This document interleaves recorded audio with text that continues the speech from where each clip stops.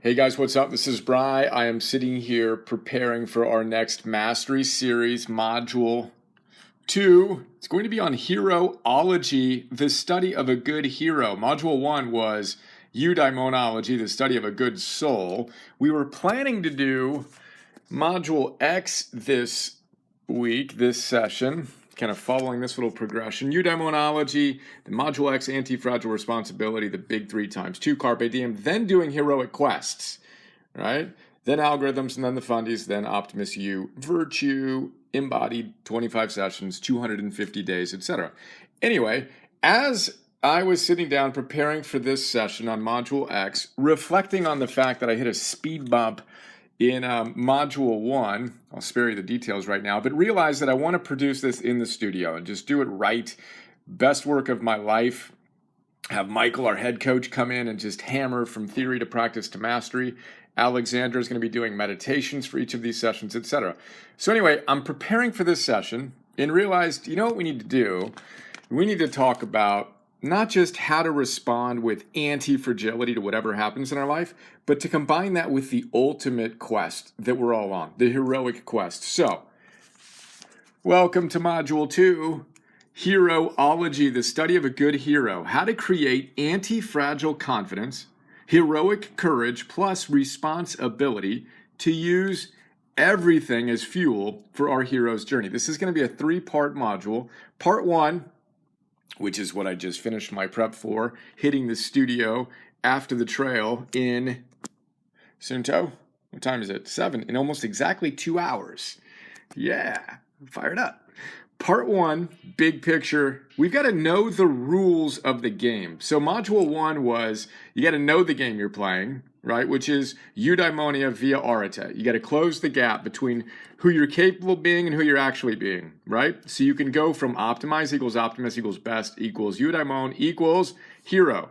So that's the game we're playing. But then you got to know the rules of the game, which we'll talk about. Rule number 1 is expect challenges. Then we're going to define some key terms. Then we're going to make a choice and commit to the heroic quest. But we're going to make that choice again and again and again. That's part 1, big picture. Parts 2 and 3, we're going to train like warriors. We're going to stock up our armamentarium, which literally means it's an arsenal, which literally means basically a bunch of tools. Arma is to arm with tools. So we want to have all the tools ready at hand that we can use as we face inevitable obstacles. It's going to be awesome to look at the difference between being a victim in our lives and a hero. There's a ton of different distinctions we can make. We want to arm you with the tools you need, the weapons you need to show up and be your best. We're also going to talk about the fact that I was in a documentary called Finding Joe, which is awesome, on the hero's journey, with Deepak Chopra, Robin Sharma, Laird Hamilton, Tony Hawk, some other amazing people. Highly recommend it. FindingJoeTheMovie.com, I believe. But this session is basically going to take the best of that and operationalize it, moving from theory to practice to mastery. That's our high level 3-part series. Can't wait to share more. Now, I will give you a quick overview of what we're going to talk about in the big picture session. Again, Mastery Series Module 2, Hero-ology, the study of a good soul, how to create anti-fragile confidence, heroic courage, responsibility, and use everything as fuel for our growth and optimizing in hero's journey. Big idea number 1, as we discussed, know the rules of the game and meet your trainer. We're going to have a lot of fun with this. We've got an Epictetus quote that I'll share in the class. It's hilarious.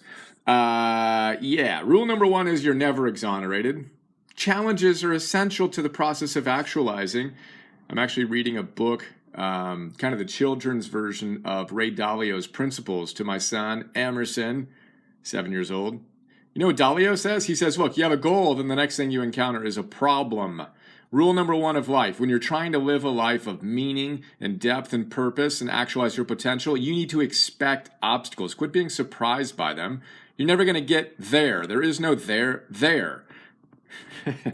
Anyway, your trainer is, we're going to lean on some William B. Irvine Stoic wisdom. He calls it the Stoic gods. Right? Epictetus says, look, imagine these challenges you face. It's as if God is giving you a great training partner.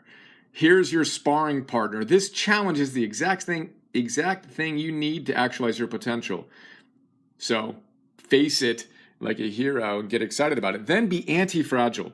Don't be fragile and break. Don't even be resilient and be able to handle a lot of challenges. Be anti-fragile. We're going to define this term. You want to be so strong that when you hit obstacles, when you get knocked down, you come up stronger. You fall 7, rise 8, stronger. A wind will extinguish a candle, but fuel a fire. The obstacle is the way. OMMS, obstacles make me stronger. Anti-fragile, as I say in the notes here, this is arguably one of the most important themes of our entire work together. We've gotten incredible feedback on that. So we're going to have fun with that. 3 is confidence. You know what the word confidence means? Confidere. It's Latin for intense trust. Intense trust in what? That things are going to go perfectly? No. That you have what it takes to respond to whatever life gives you. And not only that, to respond with anti-fragility. You're going to get stronger. That level of confidence is earned by being the type of person who shows up on a consistent basis. We're going to talk about how to earn that trust, where you literally rub your hands together when something inevitably goes wrong, rather than pulling the sheets over your head and staying in bed. 4th big idea, heroic. Again, we're defining terms. Anti-fragile, confidence, heroic, and courage and responsibility. What do these words mean? Why do we have optimize equals optimist equals best equals eudaimon equals hero? Because it means something deeply to us. The ancient etymology of it is protector. A hero is not a tough guy or a killer of bad guys, as we discuss often. A hero is a protector. A hero has strength for 2. Their secret weapon is love. So we want to step back and look at these challenges we're facing and get clear on for whom are we building this strength. You've got to be willing to do the hard work and also embrace the fact that it's not supposed to be easy. On a hero's journey, you're battling dragons, not lizards. Wear your scars like medals, Paulo Coelho tells us. I love that. And when you face challenges and you fall down inevitably, and that dragon gets a good swipe in at you, you get one of those scars, that's a reverse indicator. That's not a sign something's wrong. That's a sign you're in the game. You're actually playing a heroic path.